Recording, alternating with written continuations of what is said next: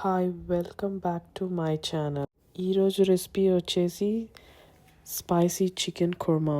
ఇది దోశ, ఇడ్లీ, పూరి, చపాతీ, రైస్ దేంతో అయినా చాలా బాగుంటుంది, స్పైసీగా ఉంటుంది. Let's start the recipe.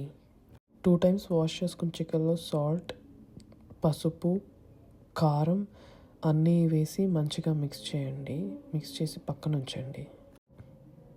ఇప్పుడు ప్రెషర్ కుక్కర్ తీసుకొని దాంట్లో ఆయిల్ యాడ్ చేయండి.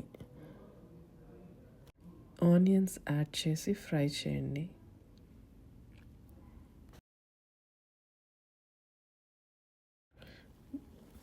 గ్రీన్ చిల్లీస్, పుదీనా మీ దగ్గర కొంచెం ఎక్కువ ఉంటే ఎక్కువ పుదీనా వేయండి, నా దగ్గర కొంచెమే ఉండింది. వేసి కలపండి.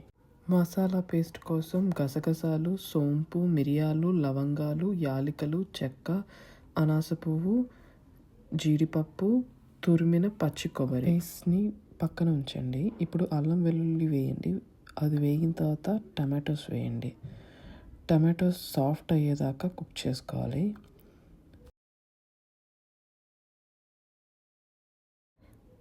సాల్ట్, కారం పొడి, జీలకర్ర పొడి, ధనియాల పొడి, Kashmiri red chilli powder optional, మీకు నచ్చితే వేసుకోవచ్చు, గరం మసాలా అన్నీ వేసి బాగా కలపండి. అవన్నీ ఫ్రై అయిన తర్వాత ఆయిల్ కనిపిస్తుంది కదా, అప్పటి వరకు కలపండి మంచిగా.